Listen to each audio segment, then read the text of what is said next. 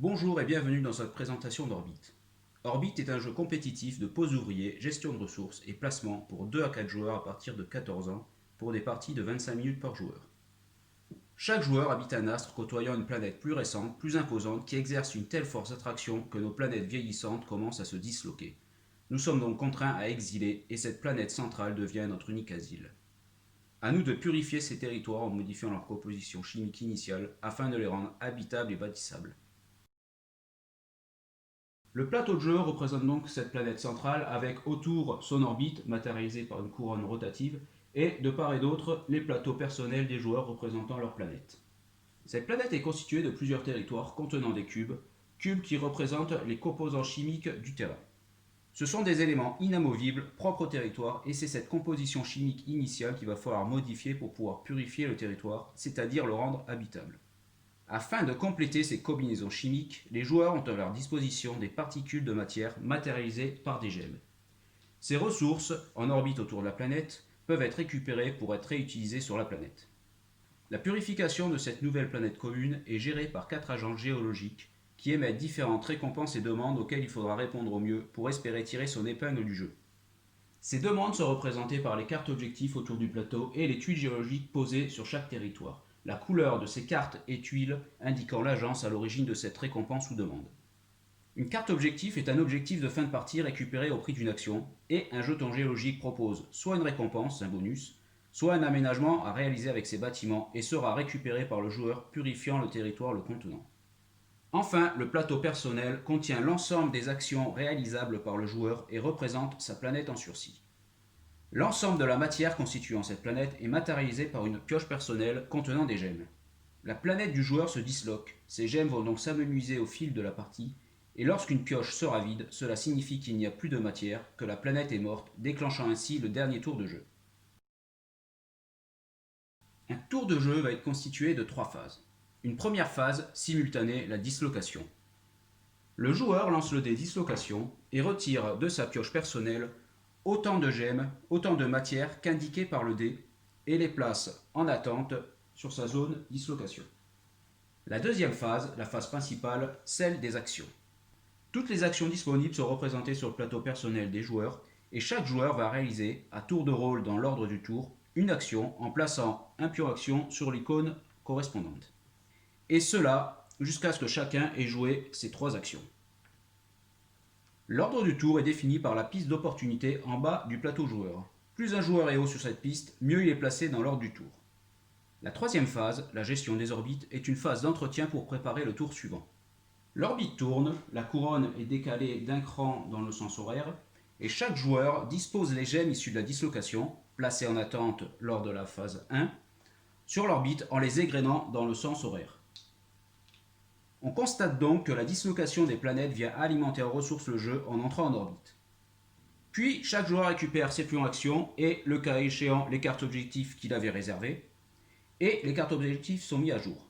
Une carte restante est soit enrichie d'une gemme ressource, soit défaussée si elle en possède déjà une, puis les places vides sont complétées.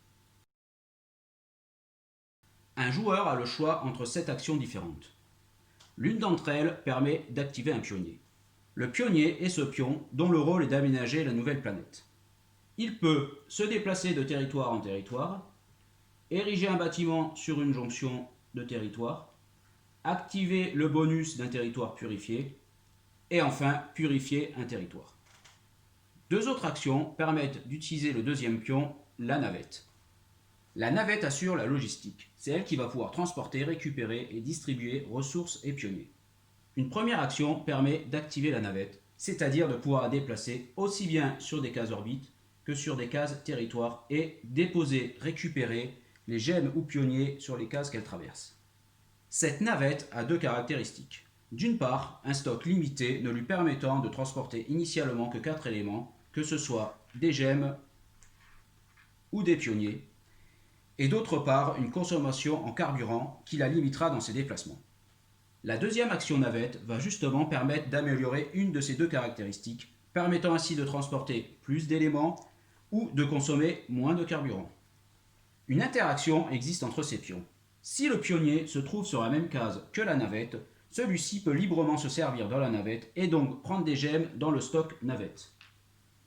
Cette interaction peut même aller plus loin en réalisant une chaîne humaine, car deux pionniers placés sur des territoires adjacents peuvent se transmettre des gemmes.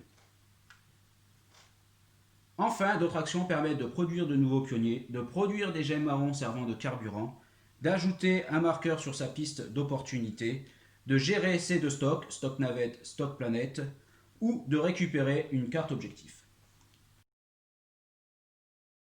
Ces cartes objectifs contiennent plusieurs informations. Tout d'abord, un objectif de fin de partie rapportant un certain nombre de points de victoire indiqués sur la carte, un emplacement de tuiles colorées indiquant l'agence à l'origine de cette demande, et deux symboles latéraux.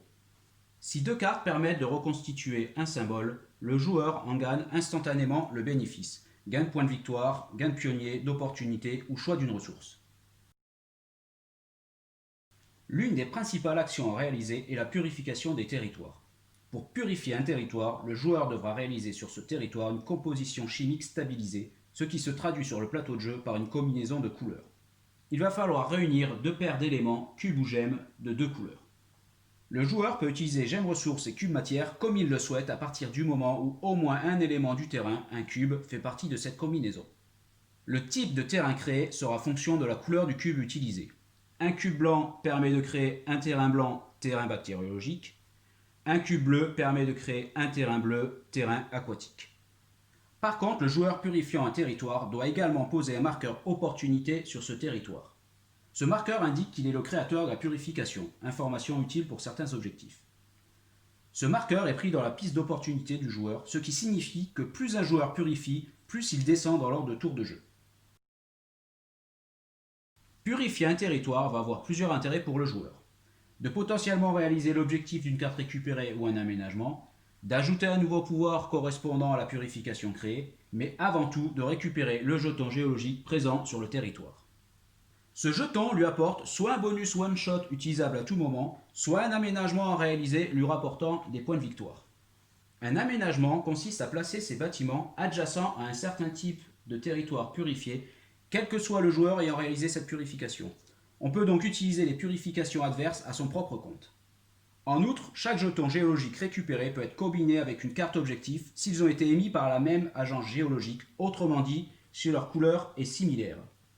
Cela amplifie sa renommée, ce qui aura un impact sur les points de victoire marqués grâce aux aménagements. La manière d'appréhender le jeu va pouvoir évoluer en cours de partie car les joueurs vont purifier de plus en plus de territoires, offrant ainsi de plus en plus d'opportunités aux pionniers car chaque type de purification propose un pouvoir différent, soit 5 pouvoirs. Ces pouvoirs sont rappelés sur chaque plateau personnel. L'ensemble de ces pouvoirs est accessible à n'importe quel joueur, pour peu qu'il se déplace sur le territoire, mais uniquement une fois par tour.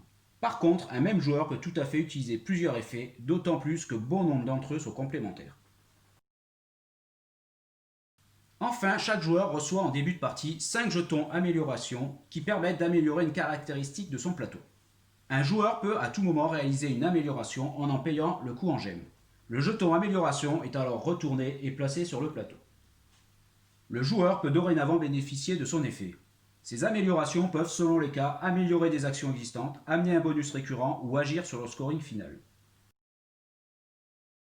La fin de partie peut être déclenchée de deux manières. Soit, cas le plus fréquent, lorsqu'un joueur ne peut pas poser autant de gemmes que requises lors de la phase de dislocation. Les joueurs vont alors réaliser leur dernier tour de jeu.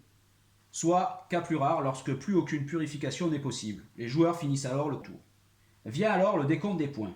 Il y a plusieurs manières d'obtenir des points de victoire rappelés sur chaque plateau personnel. Tout d'abord grâce aux cartes objectifs. Tout objectif réalisé par le joueur permet de marquer les points de victoire indiqués sur la carte. Ensuite grâce aux tuiles géologiques. Chaque aménagement validé avec ces bâtiments rapporte d'autant plus de points de victoire que le nombre de couples cartes-jetons de même couleur reconstitués. Effet multiplicateur. Puis grâce aux majorités de bâtiments autour de chaque territoire purifié. Et enfin avec les symboles étoiles reconstitués avec les cartes objectifs. On constate donc que plusieurs éléments permettent de scorer, que ce soit les cartes objectifs, les tuiles géologiques ou les bâtiments. Bien évidemment, le joueur ayant le mieux répondu aux demandes des agences géologiques et qui aura obtenu le plus de points de victoire est déclaré vainqueur.